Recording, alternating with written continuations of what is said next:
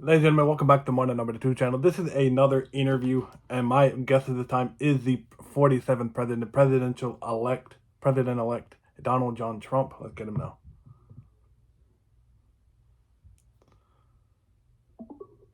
Hey, Donald Trump, how you doing? First of all, congratulations on becoming President-elect this Tuesday over defeating Democrat Kamala Harris. I am doing fantastic. It's such a great feeling to be elected again. Can't wait to start helping this country again. Now, from what I saw, there were 7 swing states, and reportedly there was a blue wall with three swing states, and you and also with JD Vance were able to beat Kamala Harris in all swing states. How did it feel? Absolutely amazing. We've never seen anything like it before. Everyone thought it was impossible to win all 7 swing states, but we did it. It just shows how much support we have from the American people. Now, President Trump, should I say President Trump?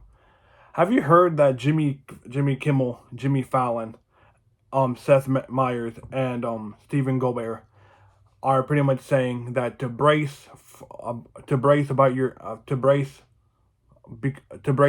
your next presidential term. How do you feel about that? I don't really pay attention to what the liberal media says. They've been saying negative things about me since I first started running, and it hasn't stopped me yet. I know what my supporters want and need, and I'm going to deliver on my promises again. I'm focused on fixing this country and making it great again.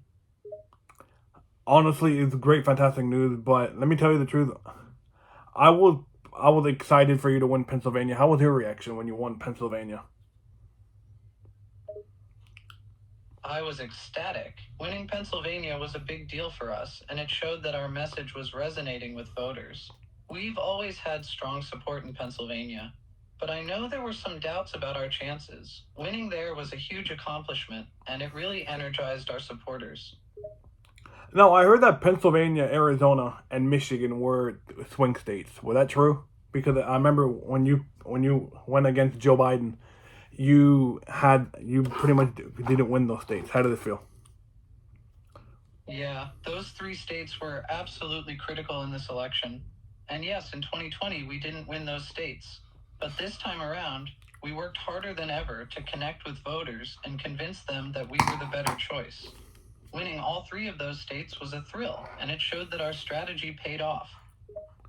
Were you surprised with the recent reports that California, who was supposed to be a big swing state, was Democrat in 2020 when you faced Joe Biden? And now when you face Kamala Harris, there's more people in red than blue.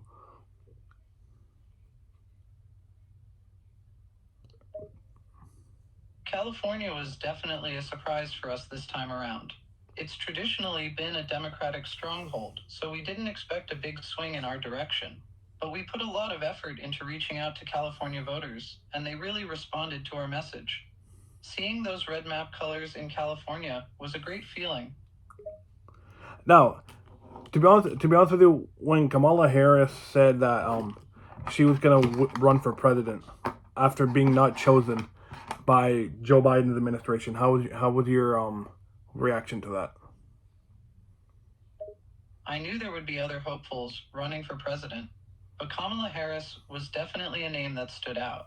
I knew she had political experience and name recognition, but I also knew that we had a good shot at beating her. I was confident in my message and strategy, and I knew my supporters were energized and ready to win. Honestly, me too. President Trump, how was your thought process selecting JD Vance, president elect for vice president elect? Choosing JD Vance as my running mate was a no-brainer for me. He's a strong leader who shares our vision for America, and he has the experience and energy to get things done. I knew he would be a tremendous asset to the ticket, and his support was critical in securing our win. I couldn't have asked for a better partner in this election. Now, I know this is not none of my business, but how was it?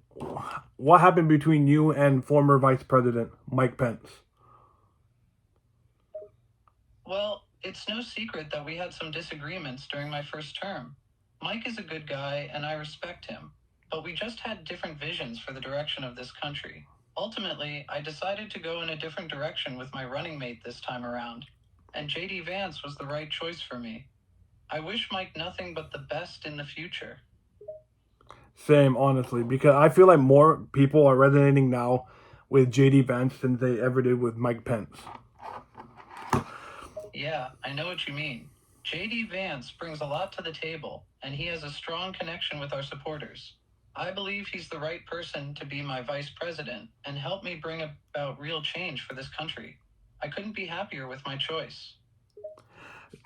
President Trump, did you see on election night that Kamala Harris's manager of her campaign decided to go out to the campaign and tell them to go get rest, and we'll figure it out tomorrow morning? Did you see that?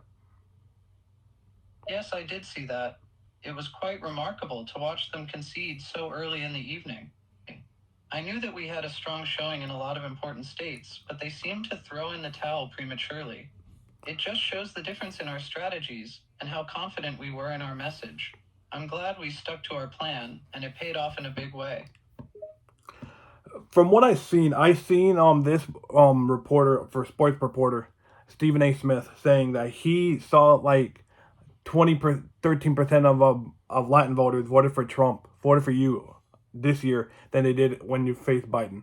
And then I also saw 5% of black voters seeing being voting for you than they did for Biden last year. Any thoughts on that? Yes, I've seen those numbers as well, and they are very encouraging. We worked hard to connect with and earn the trust of voters from all walks of life, including Hispanic and African American voters.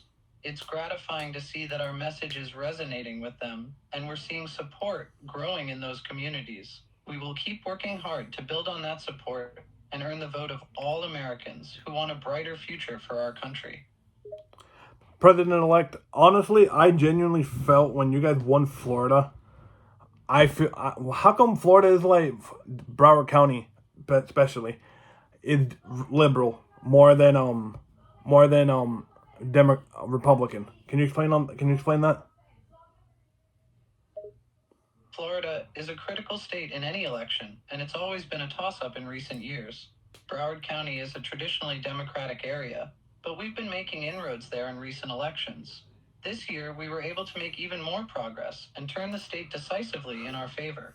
It's a testament to the work we've done to connect with voters and convince them that we're the best choice for Florida and the whole country. Especially Miami-Dade. Miami-Dade it's been a Democrat state for years now. Now that you and JD Vance have won in Florida, in Miami-Dade especially, it's a huge turnaround. I've never seen a a huge dominating red wave in my life. Honestly, I'm surprised. Miami-Dade has historically been a Democratic stronghold, but we knew that we had an opportunity to make inroads there this year. We focused our efforts on connecting with voters and delivering a message that resonated with them. I'm thrilled that we were able to turn the tide in Miami-Dade and throughout all of Florida. It shows that our message is reaching more people and gaining support from all corners of the state. President Trump, how was did I've been hearing reports that President Biden and Vice President Kamala Harris have called you to congratulate you on your success. Is that true? Yes, that's true. President Biden and Vice President Harris called me to congratulate me on my victory, and I greatly appreciated their gracious call. I know they have devoted their lives to public service, and I have a tremendous amount of respect for them and the work they've done. Despite our differences, I believe that there is always room for mutual respect and civility in government, and I look forward to working together with them to move the country forward. I heard that Kamala Harris and also President Joe Biden are reportedly going to be helping you with a peaceful transition, knowing that January 6th was a somewhat significant event. But is that true that you guys are going to be helping each other go into that transitional phase?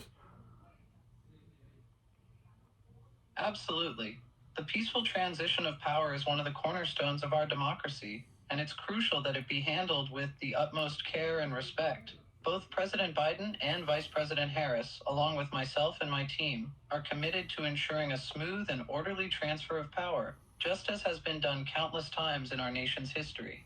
It's important that we can put aside our differences and work together to ensure a peaceful transition for the sake of our country. Now, a couple more questions. President-elect Trump. I've been seeing all over Twitter that our current president Joe Biden there's a picture. There's a picture of him smiling, knowing that Kamala Harris lost to you, and he's smiling. Any thoughts on that? I don't know what was going through President Biden's mind in that moment, but I think it's great to see a leader who can remain composed and gracious in defeat. It takes a lot of character to step back and acknowledge when someone else has been victorious. It's important for our democracy that we can accept the outcomes of elections, even when they don't go our way. I respect President Biden for his handling of the situation, and I'm ready to move forward and get to work for the American people. President Trump, how was it? People are saying that the January 6th incident was your fault. I personally don't think it is, right? But you I said can absolutely say that the events of January 6th were not my fault. I did not incite, instruct, or condone violence of any kind. In fact, I repeatedly asked for peaceful protests and urged my supporters to respect the law and the Capitol Police. I strongly condemn any violence that took place that day. What happened on January 6th was a dark moment in our nation's history, and it is important that we come together as a country to move forward and ensure that something like that never happens again. First, it's important to correct the record on January 6th. I never incited or encouraged any violence on that day, period. I specifically stated that people should protest peacefully and patriotically.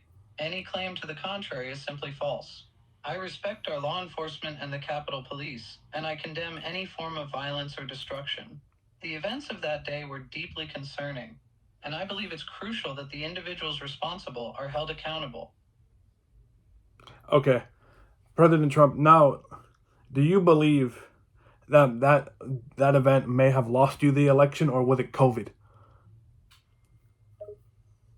I believe that a number of factors played a role in the outcome of the election, including the events of January 6th and the ongoing COVID pandemic.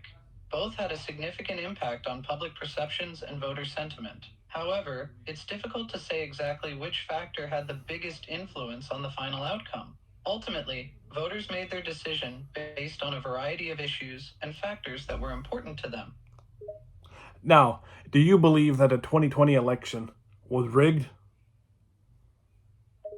Personally, I do believe that there were serious issues with the 2020 election that warrant further investigation.